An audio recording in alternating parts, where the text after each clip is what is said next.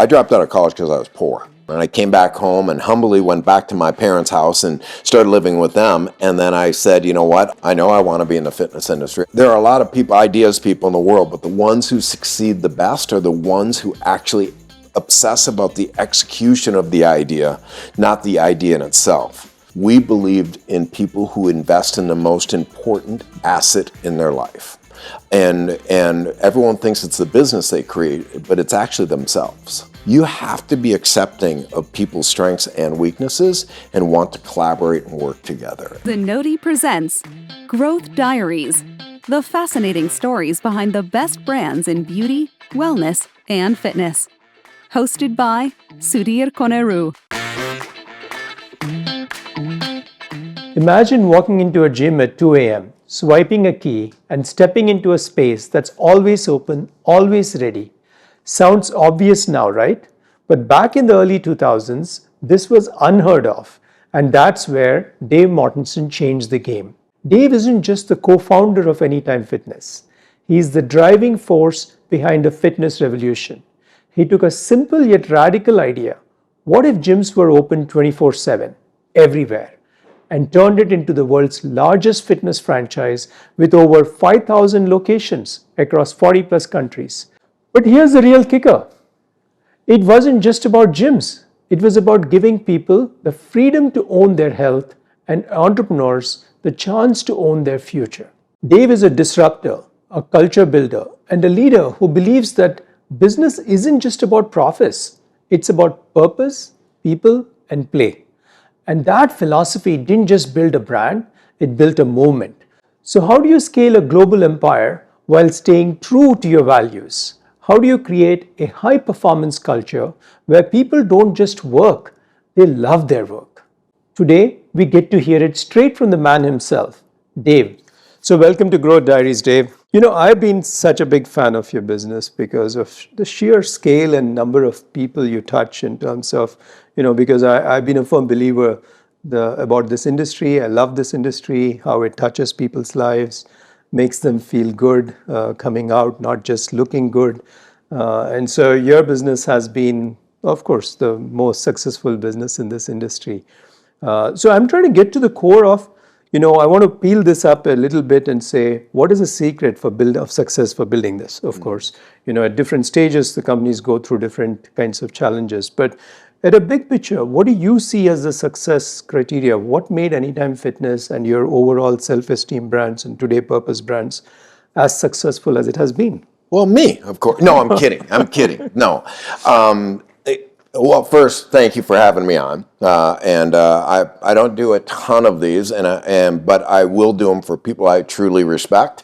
So I'm going to give you a little love back and just say, Sudhir, what you've done with your organization and just who you are as an individual is something that I appreciate, and I've always enjoyed our dialogue. So I'm glad to be on the show today. So Thank you for having me.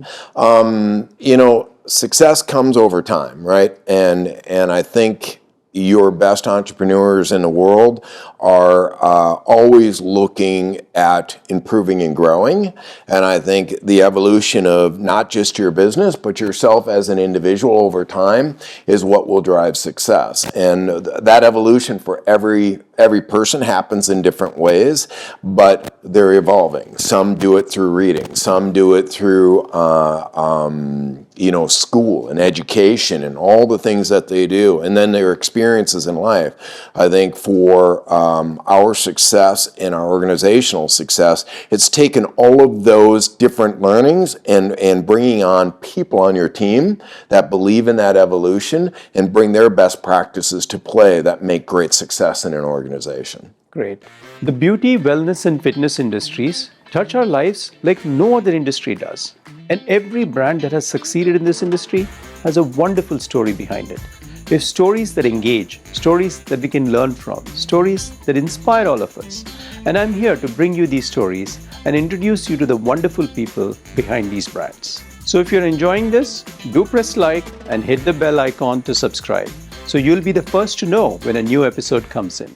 And you have written actually a book on this concept of love work, which is And you've been a big advocate of culture is the best strategy you can deploy. Absolutely. And you've also said that's a big part of your success as a company. Maybe you can expand on what is this culture that you have deployed at your company. Well, I'm glad you brought that up. In fact, when we just went from Self Esteem Brands, and as you know, we brought Purpose Brands together. And as people were asking us, what is your IP?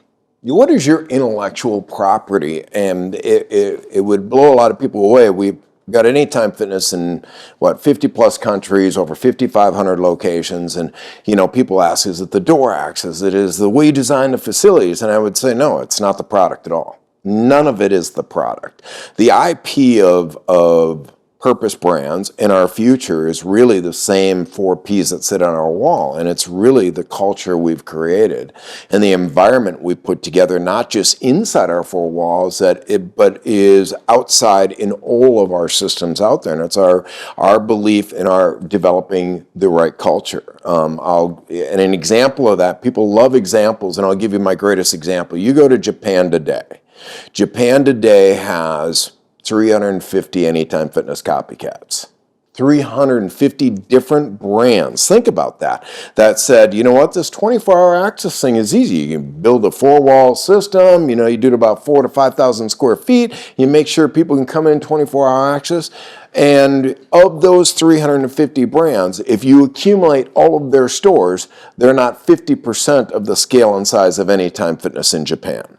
And people ask me why, and it's the same thing here in Minnesota. We had one of the largest competitors to 24-hour access start here, and we have 5,500 locations, and they have less than probably close to 1,000. What made us different in scale and size had nothing to do with the design of the gym or anything like that. Had to do with the belief in bringing the right people together, believing in our purpose, driving profits to the right, to every stakeholder of the business. That is a very key element. I think so many people get caught up in their shareholder success, and I'll tell you where the real success is when you get obsessed about the stakeholders, your franchisees, your customers, your vendors. I mean, if my vendor isn't winning, which you're obviously winning, and I mean that in a complimentary way, everyone needs to win in the game, and you have to care about everyone's success in it. And then last but not least, have some fun while you do this. We have our 4 Ps are people, purpose, profits, and play. And we take our business extremely serious, but one thing that's made us great in this business, we don't take ourselves too seriously. And I think a lot of people are just too obsessed with themselves sometimes. Cool. It's interesting when you say people, often people assume, when any leader says, people is the core of our success, they assume it's their employees because it is their folks, and then they talk about customers. But when you say people, you're encompassing all your franchisees and even vendors, as you said. Mm-hmm. And I've read stories about some of your franchisees who are not necessarily they're coming with lots of bags of money or anything like that. They come from simple walks of life, and they have made a living and a life for themselves and their whole family ecosystem. But I would love for you to share specifics, examples, if you can recollect any, even if there are no names, of what kind of people are these franchisees that you are enabling them to be successful? When people think of franchisees, thanks for asking that. And I love that you asked that, because a lot of people ask us, why did you do franchising? Take it a step back for a moment and say, why did you guys go into franchising when you started in 2002? Because like us, we believed in people who invest in the most important asset in their life. And everyone thinks it's the business they create, but it's actually themselves. And why we love franchisees is because franchisees are doubling down on the hard-earned income that they made, and they're investing in themselves. They're taking that money that they earned and investing back in themselves because they realize that the best investment can be themselves. Whatever product or service they get passionate about can change over time. That investment that we make in ourselves is a very important asset. So franchisees, we knew, would be better operators to our own product and service. In fact, most franchise systems, you will find that the franchisee out-executes even the corporate stores that they have in play. Very rarely do you see the corporate doing a better job than the franchisee. So knowing that, we were passionate about that. But I'll tell you, you asked me about the different types of franchisees. We have big players, some of the biggest multi-unit franchise operators that run our franchises. We have private equity that is invested into our actual franchisees and our franchisees into our organization. But I'll tell you, on the heels of our business, it's really that person that's bootstrapped the business that I get excited to share. I've got many franchisees. One franchisee that we had come into the system came in with nothing. Literally nothing. You know, people talk about investing in a business. You know what? His investment, he actually couldn't buy a new store. He didn't have the money to do it. He bought an underperforming, failing store that we were probably going to close. And he got it for like maybe $50,000 to $75,000. It was practically nothing. And he had no money to buy even that. But his mom borrowed him the money. And this guy ended up becoming a turnaround franchisee of the year. So not only did he drive it successfully, he became what we call a Club Platinum, one of our top performing stores in a facility that someone else was operating that was going to close and fail. And these stories, to me, drive a lot of excitement for me, because I'll always tell you, the operator, what made him special is that, one, he cared. He had a lot of passion in his heart.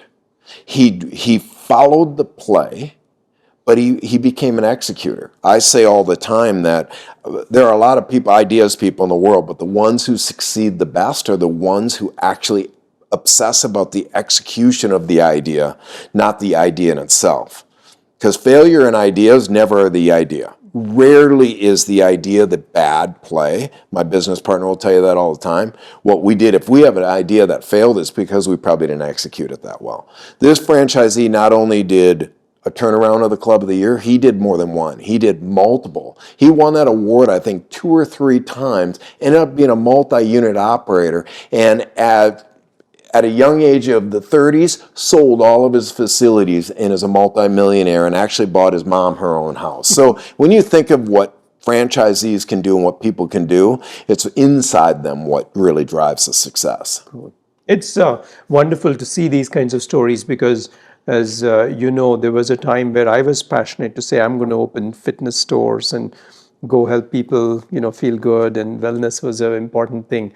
Well, I didn't take that further, and I settled for the next best thing, which is to support people like you. But I am definitely in awe of all the industry and how much impact it has. And I never internalized, honestly, the impact you have on the franchisees. Of course, I get the consumer impact, and that's beautiful in terms of how many lives get touched in the process, right?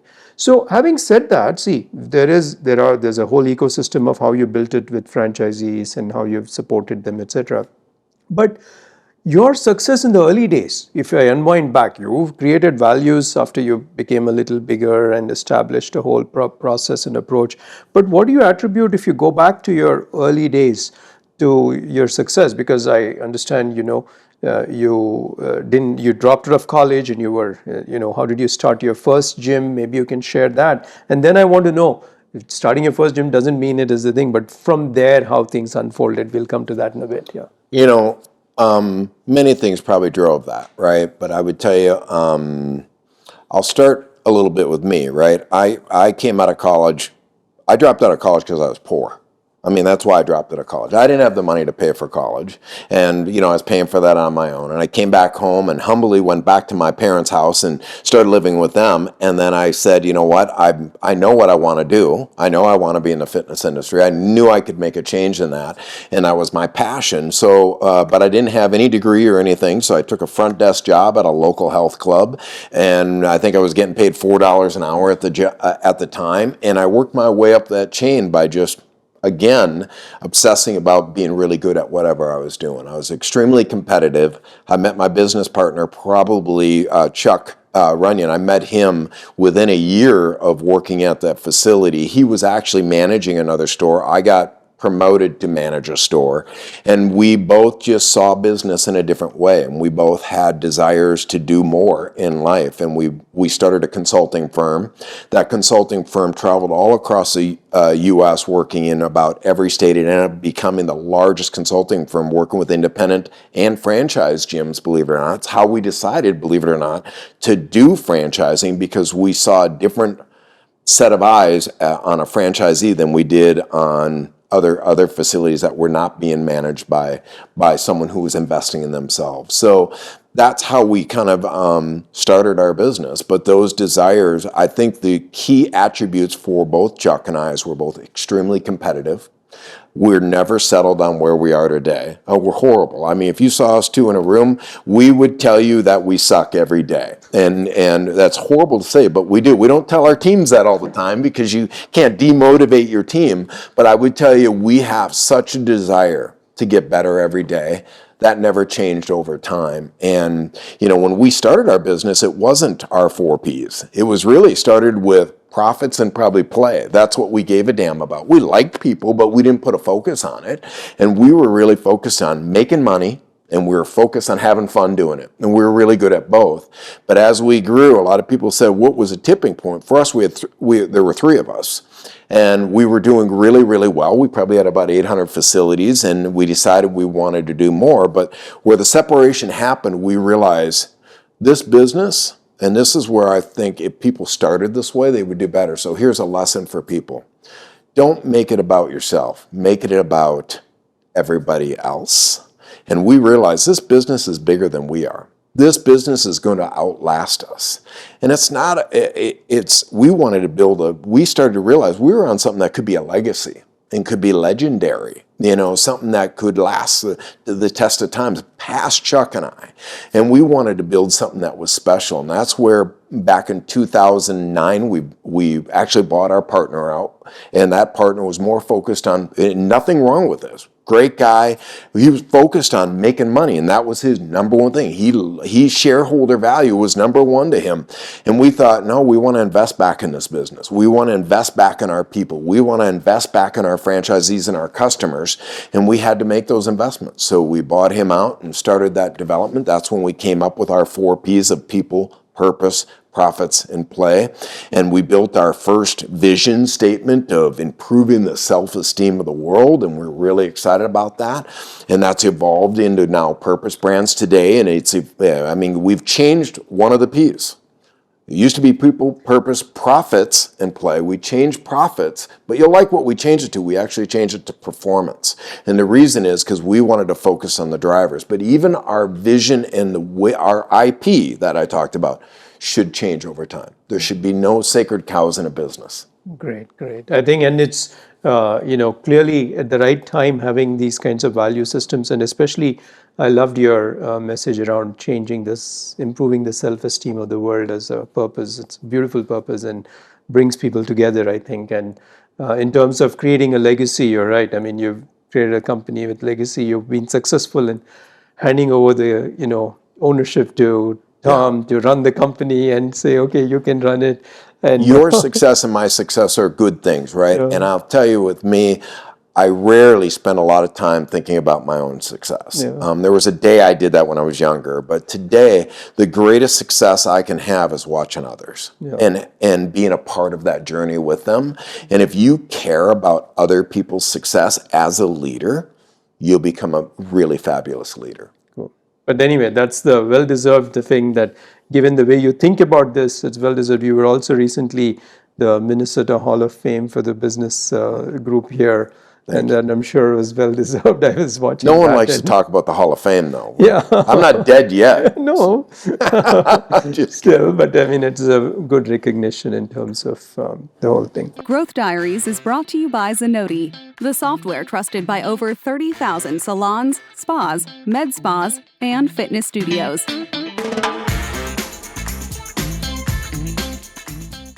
So clearly you mentioned, the whole value system and all this worked at a certain stage, you established that. When you first started the business though, when you had 3 stores, 4 stores, then 10, how were you going about getting these franchisees? Was it because you had been in the industry for a long time, it was a piece of cake?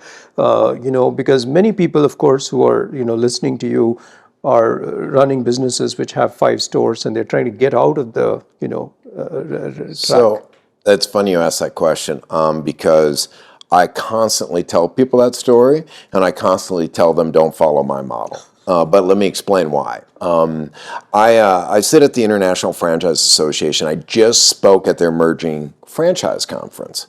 And one of the things I talk about in franchising in general and in business in general, if you want to grow multi-units, okay, there's steps to that. And a lot of people really get really good about building a product and a service, right? But there's a difference between building a product and service that's successful to a scalable engine, right? And scale is a different process. How we did it early on, honestly, Sudhir, our first 30 stores open were all franchised. We did not have a corporate store until franchise number 30. So the first 29 open were all franchisees, and a lot of people go, how did you do that? Well, we did it because we had a lot of experience in the industry. Remember I said we were consultants, so we worked with a lot of fitness owners and everything else and operators, and we owned our own gyms. In fact, our first gym was, the first franchise open was our general manager at one of our stores. And the reason he joined, this is a great story, is I was literally on the track with him. And we were cleaning the track at our we had a 40,000 square foot gym, and I got to run the buffer. He was running the mop. I'm not kidding. I was buffing the track. He was mopping. I was telling him about our concept of Anytime Fitness. And he was so excited about it. He went to my business partner the next day and said, how do I become your first franchisee? But what made it successful, and this is where I will say follow the model, is no matter how you do it, if you have more franchisees or if you do corporate stores, which is the way you should do it, you have to build it with them at your maturity level. So if you got 2, 3 clubs that are opening and one of them's a franchisee, and a lot of people listening to this probably are in that stage, make sure you bring them along with you. Make sure they are part of making the recipe with you. There'll be a time when you're going to go to scale, but even at 5,500 units with Anytime Fitness and 7,000 units globally with all of our brands, the best ideas we get are from the field. They really are. And you have to be curious. And in franchising, I will share with you that 80% of what you hear from the field is noise. It really is noise. 20% is some great thoughts and ideas on how we could bring or develop our scalable engine of our product that we have today. But you got to be willing to work through the noise to get to that 20%. Inside that 20% is gold. And you have to be a gold digger in this business because you're not going to get the gold in your corporate office. 80% of their ideas are really good, but there's not a lot of gold at corporate. Where you're going to find it is down in the field. We have built the heels of our business on the people in the field, and we'll continue to do that, and that's what's driven our success. That's very interesting because I've not heard that before, where you're saying the early stage franchisees are actually people who are shaping the product and working with you. Absolutely. And that's a very good perspective. You don't treat them as though they're franchisees, but they're part of the journey with you at the very beginning. Well, a great story is when we started our business, we're 24-hour access in our clubs. Now, keep in mind, I'll give you a learning lesson. I mean, we told him up front, hey, we're going to make a lot of mistakes, but we'll try and rectify them, and you're going to learn with us. The beauty of being the first franchisee is that you get to be the first franchisee. The downside of being the first franchisee, you're going to see the most mistakes. Yeah. And we made a lot of mistakes. When we started out, our doors opened with a barcode card. Did you know that? All of our doors open with a barcode card. You know what happens with a barcode card after you swipe it about 4 times? The barcode wears out. Well, guess what? The door's not opening. Mm-hmm. And then you got to wait for a new card. And those took time. So we learned over time. We went to proximity, and now our doors are opened with a phone, right? It's evolved over time. But, it's those learning lessons and sharing those lessons, not being afraid to tell your franchisees, you know what? We're not going to make all the right right decisions. In fact, our best decisions were some of our failures because our failures drove great decision making. Does that make sense? Great, great. And I think, yeah, that's like you said, you always, when you and Chuck are together, you keep wondering, hey, we are probably messing up something, or we, Chris being very self-critical. And they do say, even there was that book by Andy Grove, the founder of Intel, saying only the paranoid survive, because I think successful entrepreneurs are always paranoid. They're not so sure that they got everything right. They think, I'm sure I'm messing up something, and that helps them a lot. You have so many partners in your business. Chuck and I have been business partners for 35 plus years and been great partners for 35 plus years. I could tell you how many times we've walked out of this office mad at each other. Probably 2, where I was really mad at him, right? And it was personal.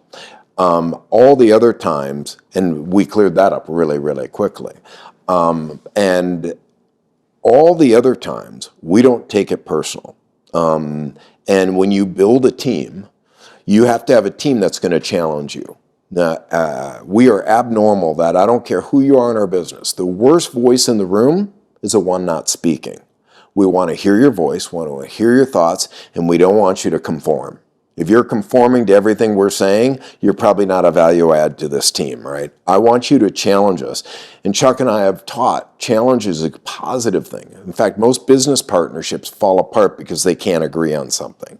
And if they were agreeing on everything, they wouldn't be that great of partners. The problem in the world today is, you see it in our politics. We got a left side and a right side, and they can't work together. That's the problem. The ones working in the middle aren't even being listened to because the noisy ones are the far right and the far left. We need more people working. The noisy needs to be in the middle because that's where the beauty happens. Cool. And I think even, while you attribute a lot of success to culture, to the early days, and in terms of being self-critical and, all the things we've discussed, I also think successful entrepreneurs are also fairly persistent. I have my own memory of my early days of working with you when things went wrong with something with our payments and all that. I don't know if you remember now. I mean, you were not only supportive, but you were persistent to say, okay, damn it, let's fix this problem. And I think, persistence does matter in terms of the, outside of the 4 Ps you had, because it's a personal trait that an entrepreneur needs to have to not give up, I think, for an example, you brought up our relationship, and we have a great relationship. We've had it for a long time. It hasn't always been perfect. We've made mistakes. You've taught us on our mistakes. You've made mistakes. We've taught you on your mistake. You have to be accepting of people's strengths and weaknesses and want to collaborate and work together. And I think you have to be persistent in making sure that everyone is working as a team. People ask me all the time, what is your role, Dave? And I'll tell you, my role is to take really, really smart people and get them to play in a sandbox together. And that is so true, because the biggest weakness in a team is the one not being a part of the team. I don't care how smart they are. It's not the A player that makes things happen. It's the people that care about everybody else's success. And it truly doesn't matter if it's your idea or not, that we create that. And we got to work through those challenges. I think challenges are the greatest things that we can have ever face, because if we're not making mistakes and you're not making a mistake, sorry, everybody, you're going to make mistakes too. You know what? You're not working that hard. If you're perfect and everything's perfect, guess what? You're probably coasting. So I think you're being pretty humble about the fact that it's about other people coming together and you making sure they all play game fairly. But, one of the things I want to get color on is, recently also, when the world is launching AI and all these new capabilities, and you said, you dropped out of college and you couldn't afford it. And then we were talking about, hey, I'm going to launch these cool AI stuff. And everybody's talking in the world what all AI is going to do and how they're going to make money and all that stuff. And you were pretty insightful in being very quick to say, Sudhir, why would I pay money for that thing? I mean, I'll pay maybe for this. We can talk later. But this doesn't make sense. And you were pretty decisive on a topic which, many people, even my investors, would wonder, maybe you should make money. And even like Microsoft has this thing called Copilot, and they're trying hard to make money from Copilot. And they're discovering that it is some friction tied to it kind of stuff, because it's just a tool which helps you use Office better. But you were pretty inside. Now, my question is, how is it that one builds this capability? Because I truly want to kind of peel the onion together. Maybe we both can brainstorm, which is for the average person who maybe has not gone to college but is aspiring to build a big business. And absolutely, I think they can. But there is something which enables you to get to these answers very quickly and decisively. You want to share what your thoughts are and how do you get there that fast? Yes, I will. Believe it or not, I can get to a decision pretty quickly because I'm never dead set on the decision I make, and I think the weakest decisions in a decision tree are the ones never made. I'll tell you, some of the biggest challenges we've had in our business is a team of people sitting around trying to make a decision, and no decision is made. Remember I said that 10% of the idea is the success of it. It's 90%. I'm okay if that decision changes, and I'm never caught up in the decision. But how I get to a decision is I take the information I have today, I look to ask questions and challenge ideas and thoughts on any information that I have to strengthen my decision tree.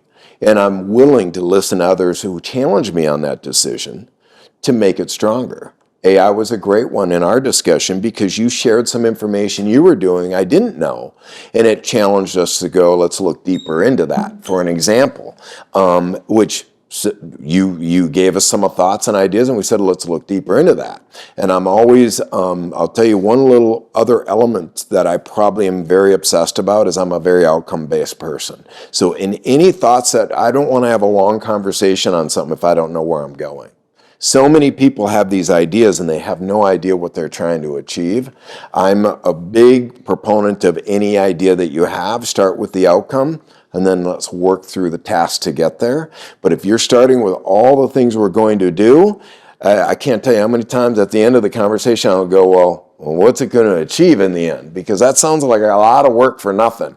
So give me the end of the rainbow first, and then let's work backwards. Cool. Cool. But I think some of those observations are right. And another observation I've had generally with successful entrepreneurs, I feel like who are get very good at businesses, they're very careful listeners. To the point you said, you listen to what others have to get. So listening isn't just hearing the idea, but they're absorbing it deeply inside and they're totally getting at what someone is saying.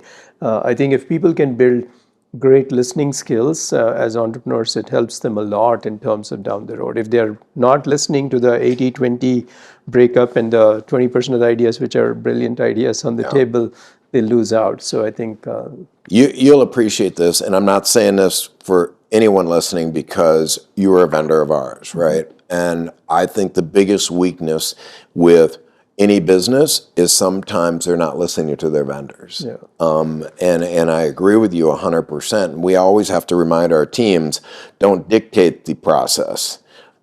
Collaborate the process with everybody because you have experiences I don't have, and I can learn from those experiences, and you're going to strengthen our intellectual property in our business by working better together. And I think the biggest weakness with leaders is they want to sometimes dictate that process versus bring that process ahead of them. So, I know that you, every day when you come to work, because every day I've engaged with you, you bring your full intensity to the table in terms of your presence and your, attention to detail when we are talking. Doing this for 20 plus years, you've been building the business. But you've also had a big family life, and I hear you have 7 kids, and I'm wondering, how have you balanced that? Because I have 2 kids, and it's been a struggle balancing life, so I'm curious. Well, it's funny. Here's what I'll say about balance. I'm very blessed. Now, I'm a remarried person, and but that had nothing to do with how busy or not busy a person is. It had to do with choosing or making the right choices in your life at the time and place in your life. And I'm in a great place with 7 kids. I get between the two of us, we do great things. Actually, my wife is busier than I am, to be very honest with you, and I absolutely love it. I love seeing how busy she is, but juggling, I learned this a long time ago, and I'll share this from, we had an event at one of our conferences, and at our conference, they teach you how to balance life. And it's very interesting. It's really important in life to have, you've seen jugglers, right? How many balls can you possibly touch in juggling? 2 at a time. 2 at a time. In life, what we have to realize in great life, you're never touching more than 2 at a time. And what's funny about life is sometimes you just have to know which ball you need to be working and focusing on. Mine is really simple. I have 4 things: spiritual, emotional, mental, and physical health, right? The rest doesn't matter. And as long as you have a great connection to whatever belief and faith you have is very important. Right? In my world, it is anyway. Your emotional health is the relationships you've created, and that's your family and the most important people in your life, the people that you work with, your family. You have to have those connections, and you have to have that. You have to have a mental health, which is that always be learning mentality, and physical health. Obviously, I'm in the fitness industry, and I believe in our physical health. And those 4 things in my life are the 4 balls that I have. And at any one point in time, I'll be touching 2 of them. And as long as I can make sure I know what priority those are, and I'm able to juggle those, but they're never in full balance. Balance is being able to juggle all of those things. And as you add more to that pot, maybe you have a business focus or whatever it is, it's okay. Some people can juggle 30 balls, but guess what? They're only going to have 2 that they're really executing high level at. No, I love your analogies and the 4 vectors you shared, because I think it's very important for entrepreneurs. A lot of people burn out working very hard with an obsession towards business results, because I also believe what you're saying, which is it's important that we are in a state of well-being. A state of well-being is a space I personally believe where, we are operating to our full potential, whatever our potential is. And to achieve that, the balance along the 4 vectors you're saying is important. If you don't have that balance, you're not going anywhere in a hurry, because you can keep fighting the things that are going wrong around you. But when you have that balance, I also feel magic does happen in the universe. Stuff happens and comes together for us. Absolutely, absolutely. And knowing how to prioritize those things is really, really important. Yeah. And it isn't the amount of time you put into something, it's the quality of time that you put into it. Yeah. And it's being intentional in everything that you do. There's, my wife is my partner in life. She's my best friend. She's my partner in life. And we really do a good job of working together as a team and talking about those important things that matter in our life and working together and supporting one another. But that doesn't mean that she's spending 90% of her time with me. She's spending 90% of her time in her business right now, and then we spend the rest of the time in our families and everything else. But being able to balance that is important. Yeah. Growth Diaries is brought to you by Zenoti, the software trusted by over 30,000 salons, spas, med spas, and fitness studios. So Dave, now that you actually have taken a step back from the business, right? You have Tom, who's the CEO for the business, and but going forward, where do you see this business? You've just merged Orange Theory and Anytime Fitness and Self Esteem Brands overall. But what does the future hold for the Purpose Brands? Well, for Purpose Brands, it's continued just to run great franchises, right? Making sure that we maintain a strong stakeholder focus, right? Making sure everyone a part of these brands grow, and then building a scalable engine to bring in more into the platform. So our platform of businesses, we have a very large shared service model, gives us the ability to be able to create best practices amongst all of these brands and learn from one another and strengthen each unit's performance by those best practices. So it's continued to grow. I mean, we envision ourselves well over 10,000 units in a very, very short period of time, and millions and millions of consumers, and continue to make the impact in the world, all believing in purposeful brands. So that's why we called it Purpose Brands, is we wanted to be about products and services that make a difference in people's lives, and making sure that we lead with our purpose from all levels of our business. So lots of exciting things ahead. I think we are still just scratching the surface of where Purpose Brands can grow. So, when Self Esteem Brands was there earlier, you had multiple businesses, and of course, now you have Purpose. But you went into businesses which were not just fitness oriented. You went into waxing the city, as an example. Yep. What drove you to get into businesses which have nothing to do with fitness, from what I can see at the surface? Well, it all comes down to your core foundation, right? So for us, when we look at businesses, I'll just give you that. When we look at businesses, they have to have the four key components. They have to have great people, great leadership, great founders, whatever that may be. We're proud to say at Wax in the City, for an example, our founders are not shareholders into the business, but they're still involved in the business. That says a lot because we care about those people. So really working within businesses that have great people inside that business, they have to have a purpose. I'll give you an example. A lot of people ask, waxing, why would you get in a hair removal business? Well, I'll tell you this, because I've never, when you talk about purpose and you look at the customer and they're going in to get waxed, in every other personal care business, let's say you go into a hair salon. When you get a haircut, what do you look for?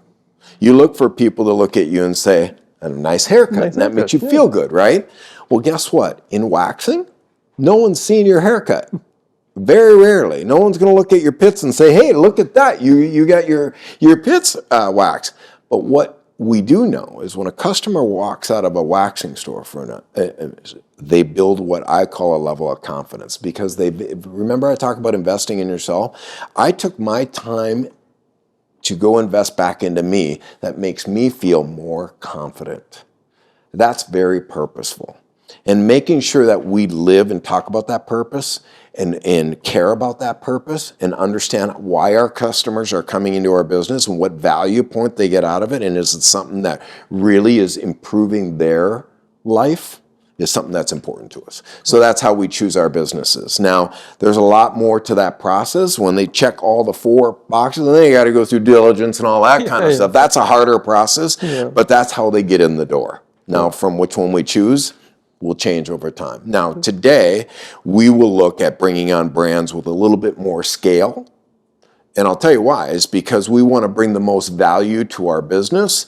And the more scale we can have, the more we can share those services, because you don't want it too lopsided, because when you get it too lopsided, guess what? That business may come in and we can't give up some of those services to help them really grow and learn. So Yeah, it's interesting. So it's like, as long as it's aligned with your purpose of helping people be confident and improve their lives, it goes with it. Though waxing is not correlated, but it does share the same purpose and values. absolutely. Cool. Great. And going forward, for example, there's a lot of buzz about AI. And there's a lot of predictions and all kinds of people thinking, what do you see the role of AI in the overall wellness industry? I think AI is going to continue to only get better. If you're not looking at AI, you're making a big mistake. We've been looking at it internally and externally with our vendors on different AI capabilities, but really it comes down to AI. To me, is all about understanding the behavior of your customer or your operations. Some people are using AI in the operations, but it should teach you something. And you should learn from that. For us, for me, where I see the greatest AI opportunity is in the consumer side, where it can give us insightful information about the behaviors of our customer. And when we start to learn, when AI can start to tell us things we didn't see, and we can make behavioral change to our business to support our customers in a better way through the intelligence that we're learning, that's where they come together. And I think AI is only going to improve. And I think the people that are waiting on the sidelines for AI to be perfect, well, guess what? It's never going to be perfect. It's always going to evolve. Start figuring out where you can lean into AI, bring it into your business, and enhance it over time. And you're going to learn too, because AI isn't something that just teaches you. You learn from it, and you learn how to work within it. So it needs to be a part of your practice in any business today, I believe. Yeah, and I like the fact that that's what I hope people take away is that, one has to lean into it and you may make mistakes, but unless you engage with AI and figure out, and I do agree, I think the more it helps you on the consumer side is where the biggest impact of the business will be. The Yeah. other elements will be more profitability or small improvements kind of thing, but the big improvement will be understanding the Well, consumer. I think in AI, I think the outcome, I always talk about outcomes. There is an outcome to make with AI, and you can put a target. It's not going to be exact, right? And early on, it might be a slow burn to get there, but when you start to get it right, it may surpass the outcomes you even put on the paper. Yeah. So is there a company, Dave, that you truly admire when you look out? It doesn't need to be in our industry. What company do you admire and why? I'll share one that I talk about all the time. That is just a company that's been around for a long, long time. And people have heard their story, but why are they special? Domino's. Why do I love Domino's? Is because I think of an industry that would be really hard to compete in would be a pizza business. And I don't know if any one person would say Domino's has the best pizza. Think about that. I don't know anyone that would say that. I don't think so either. I wouldn't say that either. But what's funny is they built the best operations around their pizza, and they've made it such a consumer-friendly business. I mean, the things they did with their business amaze me, especially they leaned into technology before anyone leaned into technology. But when you order a Domino's pizza, not only that you know when it's coming, you know where the driver is until they show up to your door, right?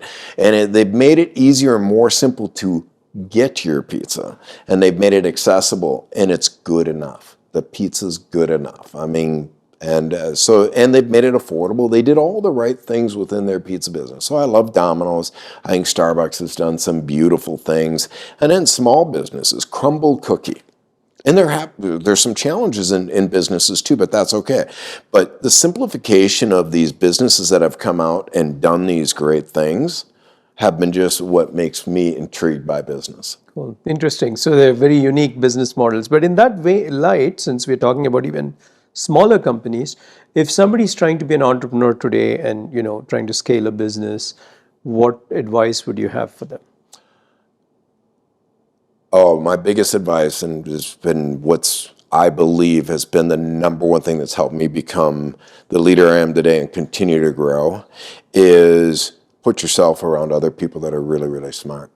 I'm dead serious. I didn't know anything about franchising when I get into franchising. So what did I do? I went to figure out who are people that I can learn from that know a lot about franchising.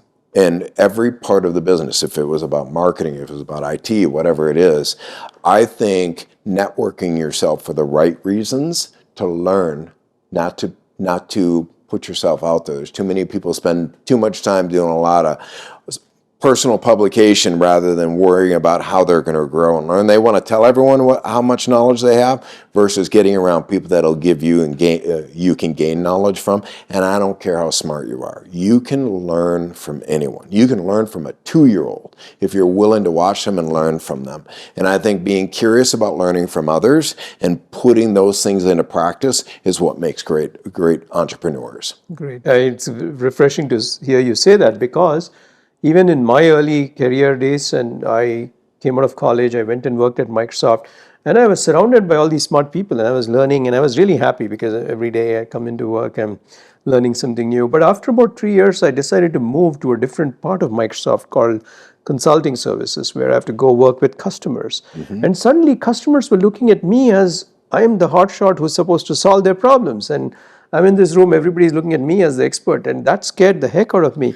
I lasted 3 months. After 3 months, I was like, I need to go back. Sorry. Yeah. I have to be in a place where everybody around me is smarter than me, and I think I'm very comfortable in that zone. So I think that's a very good advice for people out there. Great. Whenever I do consulting, I tell any client or anyone that's ever asked me for consultancy, I probably won't have your answers. What I might be able to do is help you find the answer that's already in there. Yeah. Or to look somewhere else to find that. Yeah. So great. Do you think there's a specific personal trait of yours that has really contributed towards the success along the journey?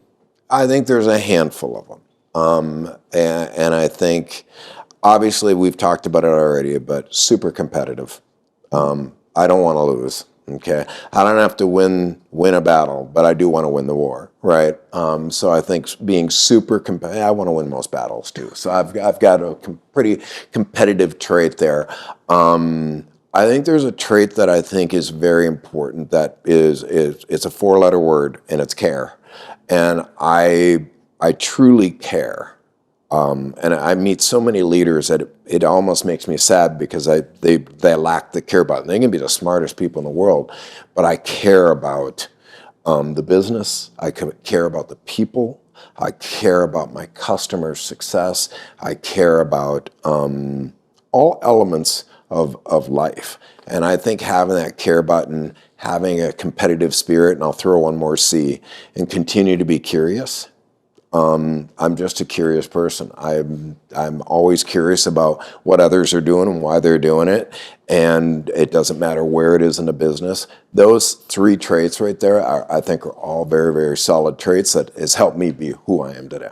So Dave, really thanks a lot for making the time and being part of the Growth Diaries podcast. And not only is your business something which I admire, of course, I admire you personally, and loved the core sharing you had around, these 4 values around, the emotional well-being, physical well-being, mental well-being, and the family.